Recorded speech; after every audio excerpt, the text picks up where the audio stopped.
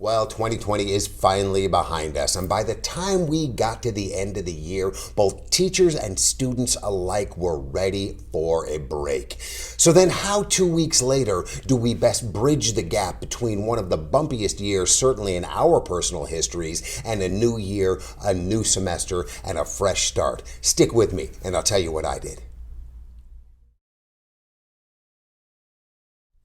Hi, and welcome to Classroom Confidential. My name is Christopher Youngren, and I'm a middle school ELA teacher in Tucson, Arizona. If this is your first time joining me, then hey, welcome to my classroom. I'm glad to have you here.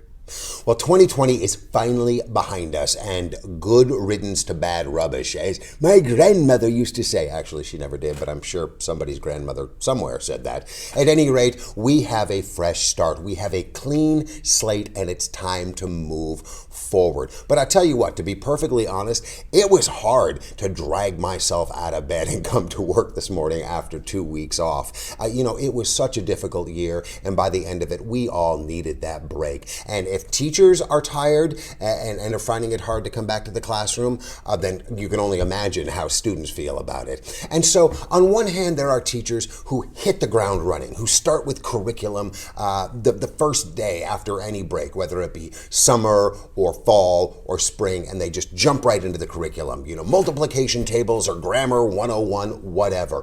I am not one of those teachers. Instead, I say, stop, collaborate, and listen. I say, stop. We haven't seen each other for a little while. I've missed you, and I have, it's true. Let's stop and catch up. Let's spend a little time building community or rebuilding community, as it were, since we haven't seen each other for a while. It's so important, I believe, to take that little bit of time on day one to remind ourselves of our roles. Hey, I'm the teacher, you're the students, together we're a class, and let's build something together. Rather than, I'm the teacher, you're the students, I will tell you what to do and you will follow my orders, right?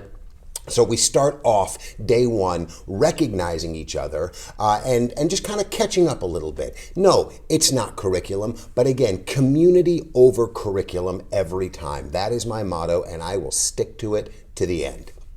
So to begin with, I use something called Roses and Thorns, and a lot of you may be familiar with it. We went through the class, and one by one, we talked about one good thing and one bad thing that happened on our break. And sure, you could just go with the good things if you wanted to, but I think that by talking about maybe some of the trials or tribulations that happen, it gives you more insight into the student's world, and it allows you to connect with them on a more human level, rather than just, oh, great, you got a new Xbox, or fantastic, you got a new Hot Wheels set or a skateboard. We hear about some of the bumps along the way, and by allowing them the opportunity to share some of the things that maybe didn't go perfectly, especially this year, it allows them to be vulnerable. And the more vulnerable they're able to be, and the more they find that they're going to be met with acceptance, the more they're going to trust you, and the more it's going to build this foundation of security in your classroom.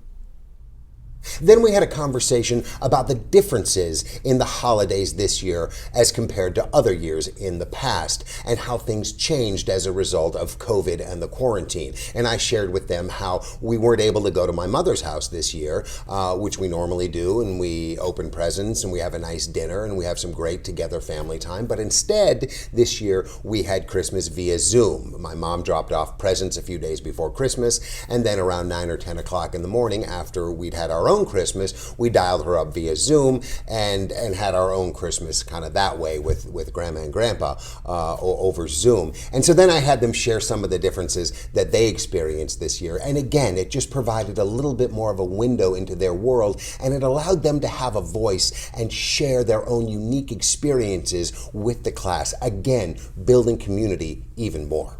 And finally, at the end of class, I took a few minutes to kind of just check in with them and see where they were. I said, a lot of you had very, very successful first semesters, and for some of you, it was a bit more of a challenge. And I said, so tell me, because your voices are very, very important to me and all of your teachers, tell me what changes you think could be made moving forward to make this whole distance learning scenario easier for you.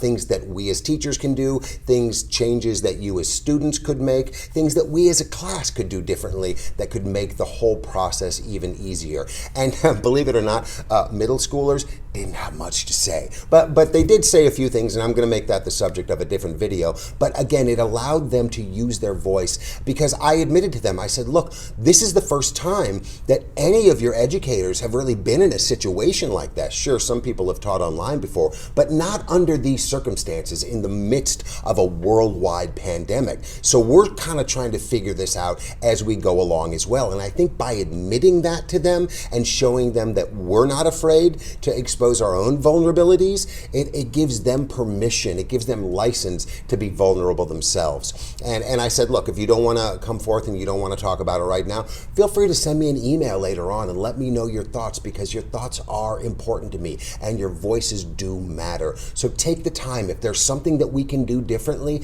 let us know and we will try and implement those changes. And by doing so, it gives them validity and it gives their voices power. And I think it's a really, really strong discussion to have.